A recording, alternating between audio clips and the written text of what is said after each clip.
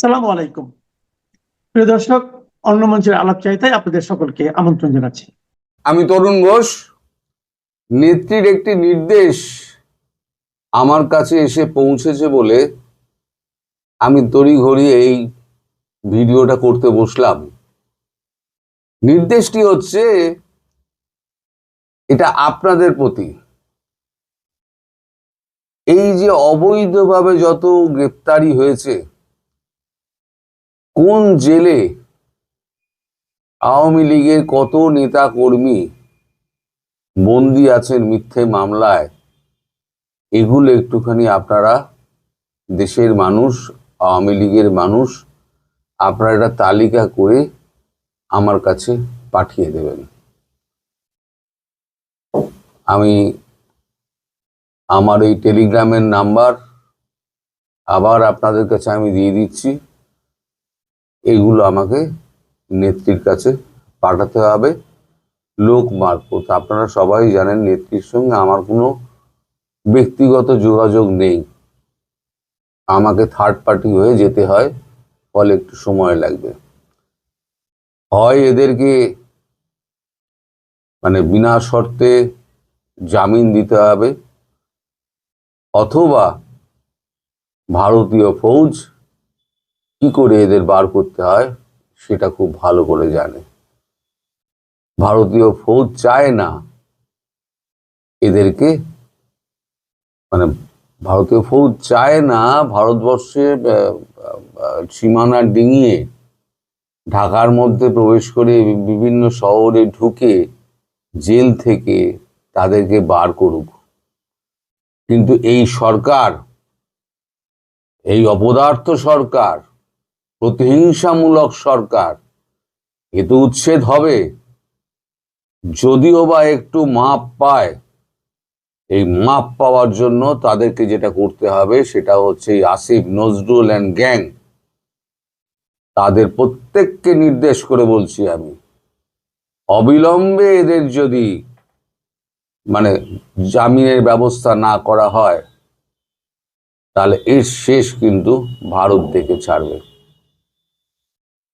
আমি সবাইকে চিনি না।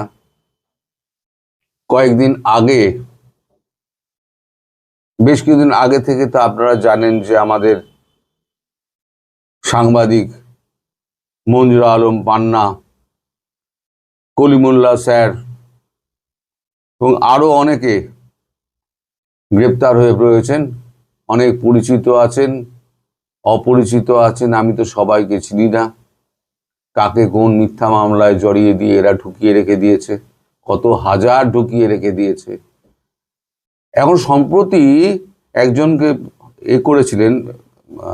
গ্রেপ্তার করেছিলেন, তার নাম হচ্ছে শেখ ফিরদৌসী কাজল কাকলি। শেখ ফিরদৌসী কাজল কাকলি শেখ হাসিনাকে যখন করে দেওয়া হয়, বঙ্গবন্ধুকে হত্যা করা হয়, বা ওই সময়তে উনি গেট পাহারা দিয়েছিলেন। শেখ হাসিনার অত্যন্ত প্রিয় পাত্রী, তাকে 3 তারিখে যখন হাজিরার জন্য কোর্টে আনা হয়, তখন ভ্যানের মধ্যেই তার অঙ্গের একটা অঙ্গ পড়ে যায়, অবশ হয়ে যায়, তিনি প্যারালাইজড। সেই অবস্থায় এই জানোয়ারগুলো, এই আসিফ নজরুলের নির্দেশে এই জানোয়ারগুলো, আসিফ নজরুল তো একটা জানোয়ারের জানোয়ার, তার নির্দেশে এই জানোয়ারগুলো তাকে নিয়ে গিয়েছে আবার জেলে। তাকে এখনো পর্যন্ত হাসপাতালে চিকিৎসার জন্য পাঠানো হয়নি। এনার সঙ্গে আমার পরিচয় আছে, এনার সঙ্গে আমি কথা বলেছি, আমি পণ করেছি যতক্ষণ না পর্যন্ত প্রত্যেকটি আওয়ামী লীগকে, নিরপরাধ কর্মীকে, অপরাধী হলে সেটা আলাদা কথা, নিরপরাধ কর্মী মিথ্যে মামলায় ফাঁসিয়ে যত শিল্পী, সাহিত্যিক, সাংবাদিকদের নিরপরাধ তাদেরকে মিথ্যা মামলায় ফাঁসিয়ে ঢোকানো হয়েছে, তাদের প্রত্যেককে মুক্ত করে আমি ছাড়ব। এ আমার পণ। হয় ভালোই ভালোই এদের ছেড়ে দিন, এটাকে হুমকি বলে ভাববেন না, একদম একদম হুমকি বলে ভাববেন না। এটা হচ্ছে সতর্কবাণী, যেটা ভালো করে কান দিয়ে আসিফ নজরুল, ইউনূস সাহেব আপনারা ভালো করে শুনে নিন। খুব বেশি দিন আপনাদের আর ওয়েট করতে হবে না। এই যে অবস্থা আপনারা যেটা করেছেন না, তার 4 গুণ ভোগান্তি আপনাদের ভুগতে হবে। আপনারা কোথাও পালাতে পারবেন না, সব রাস্তা বন্ধ। আমি গ্যারান্টি দিয়ে বলছি। আপনাদের হাতে যদি বিদেশি পাসপোর্টও থাকে, আপনাদের ভারতবর্ষ আটকে দেবে। ওই বিদেশি পাসপোর্ট দেখিয়ে আপনাদের মতো ক্রিমিনালদের ভারতবর্ষ কিন্তু মানে দেবে না, ওই পালানোর সুবিধে করে দেবে না। এয়ারপোর্ট ইমিগ্রেশন ওই যে ঢুকিয়ে দেবে, ওখান থেকে সোজা হচ্ছে দমদম সেন্ট্রাল জেল অথবা আলিপুর সেন্ট্রাল জেল। তারপর কবে যে সূর্যের মুখ দেখবেন তার কোনো ইয়ত্তা নেই। আর দেশের মুখ দেখতে পাবেন কিনা এ জীবনে, সে সম্পর্কে কিন্তু পুরো ধোঁয়াশাই থেকে যাবে আপনার জীবনে। আপনারা যত অপরাধ করেছেন, যত অন্যায় করেছেন, সব হিসেব কিন্তু দাঁড়ি পাল্লায় মেপে তুলব আমরা। আপনারা মনে করেছেন বাংলাদেশটাকে লুটে পুটে খাবেন? বাংলাদেশ কি লোটার জায়গা? কোথায় গেল আপনাদের সংস্কার? সংস্কারের তো নামগন্ধ দেখি না। আপনারা অর্থকে একেবারে জলের মতো উড়িয়ে দিয়ে দেশটাকে একেবারে চুরি চামারি করে দেশটাকে একদম ফাঁকা করে দিয়েছেন। কলকারখানাগুলোকে জ্বালিয়ে দিয়েছেন। বেছে বেছে আওয়ামী সমর্থকদের আপনারা ঢুকিয়ে দিয়েছেন। হিন্দু অত্যাচার করেছেন, নারী ধর্ষণ করেছেন, ধর্ম পরিবর্তন করিয়েছেন। আপনারা কি করেননি? কোন অপরাধটা আপনারা করেননি? আপনারা কি মনে করেছেন আপনারা ছাড় পাবেন? আপনারা ছাড় পাবেন না। আমি হয়তো দূরে আছি, কিন্তু জানবেন প্রতিনিয়ত আমি যমদূতের মতো আপনাদের তাড়া করে বেড়াবো, যমদূতের মতো তাড়া করে বেড়াবো। আর এটা কোনো হুমকি নয়, এটা হচ্ছে সতর্ক বার্তা। শোধরাবার হলে শোধরান, এদের সমস্ত জামিন দিন, আর আপনারা নিজেরা সেফ থাকার ব্যবস্থা করুন, যাতে ভারতবর্ষের এতটুকু দয়া আপনাদের উপরে হয়।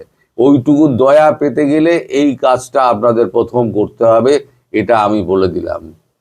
আর আওয়ামী লীগের যারা নেতা কর্মী রয়েছেন তাদেরকে আমি আবার অনুরোধ করছি, আপনারা সমস্ত কোন জেলে কত আছে সেগুলো আমাকে, আমি হোয়াটসঅ্যাপ নাম্বার আমি বলে দিচ্ছি, আপনারা লিখুন। আমার টেলিগ্রাম নাম্বার, আমাকে তো আবার টেলিগ্রাম নাম্বারটা দেখে বলতে হবে, ওটা আমার আবার মনে নেই। আপনারা একটু অপেক্ষা করুন, আমি একটুখানি টেলিগ্রাম নাম্বারটা একটু দেখে নিই, কারণ এটা তো একদম আমি তো খুব একটা ইউজ করি না, ফলে আমাকে টেলিফোন নাম্বারটা এই মুহূর্তে আমার মনে পড়ছে না। আচ্ছা, পরবর্তী ভিডিওতে আমি সন্ধ্যেবেলার ভিডিওতে আমি আমার নাম্বারটা দিয়ে দেবো। এখনই তো আপনার দরকার হবে না, আমি খুঁজে পাচ্ছি না তাড়াহুড়োর মধ্যে। আপনারা নেত্রীর এই নির্দেশটা মানুন, আর সন্ধ্যেবেলা আপনাদের সঙ্গে দেখা হবে। আর একটা কথা আপনাদের বলবো, আপনারা না গুণীজনের সম্মান করতে শিখুন। আমার জন্য বলছি না, আপনাদের দেশে গোলাম মওলা রনি, তিনি একজন রাজনীতিবিদ। তিনি কিন্তু কূটনীতি এবং রাজনীতিটা বোঝেন। আপনারা তাকে ব্যঙ্গ করে ময়লা রনি অমুক তমুক বলতে পারেন, কিন্তু যে বুদ্ধিমান এবং বিবেচক মানুষ, তারা কিন্তু মানুষ চিনতে পারে। উনি কূটনীতি এবং রাজনীতি যতটা বোঝেন, আমি 1 বছর আগে ওনার একটা কথা আমি বুঝে গেছিলাম, যে নরেন্দ্র মোদীর সাজানো বাগানে আপনারা ঢুকে পড়েছেন, নরেন্দ্র মোদী কি ছেড়ে দেবে? অনেকেই তার কমেন্ট বক্সে দেখেছিলাম অনেক কুকথা লিখেছেন, ময়লা রনি অনেক কুকথা লিখেছেন। আবোল তাবোল বকে, অমুক তমুক। আপনারা না এই কুয়োর ব্যাং হয়েই থাকবেন। আপনারা মানুষ চিনবেন না। হয়তো ওনার অনেক গন্ডগোল থাকতে পারে, কিন্তু উনি যে রাজনীতি এবং কূটনীতি বোঝেন, আমি এই জন্য ওই লোকটাকে শ্রদ্ধা করি। তাই বলছি, আপনারা মানুষ চিনুন আগে। মানুষ যদি চিনতে পারেন, তাহলে পরে আপনাদের দেখবেন অর্ধেক সমস্যা মিটে গেছে। সবাই, আমি গোলাম ময়লা রনিকে আমি চিনিও না, তার সঙ্গে কোনোদিন আমার কথাও হয়নি, কিন্তু যেটা সত্যি সেটা সত্যি। যারা যা জানে, জ্ঞানী মানুষের শ্রদ্ধা করা উচিত। আপনারা সেই শ্রদ্ধাটুকু আপনারা দেখাতে পারেন না। আপনাদের মধ্যে অশিক্ষা ভরা এতটা। আমি ওই ওই যারা লেখে, আমি তাদের কথা বলছি। আমি আপামর বাংলাদেশিদের কথা বলছি না, যারা লেখে আমি তাদের কথা বলছি।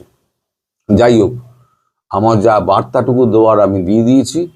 আপনারা সবাই আমাকে ওই লিস্টটা জানাবেন, আর আমি ফোন নাম্বারটা সন্ধ্যেবেলার ভিডিওতে আমি স্ক্রিনে রোল করে দিয়ে দেবো, নইলে মুখে বলে দেবো। এটাতে তো এডিট করা যায় না, আমি ডাইরেক্ট বলে দিই এবং ডাইরেক্ট আপলোড করে দিই। আমি বলে দেবো 3-4 বার। আপনারা খাতা কলম নিয়ে রাখবেন, একদম নাম্বারটা আপনারা তুলে নেবেন এবং ওই নাম্বারে আমাকে জানিয়ে দেবেন, আমি ওটিকে ফরওয়ার্ড করে দেবো। সবাই ভালো থাকবেন, সুস্থ থাকবেন এবং সাবধানে থাকবেন। নমস্কার।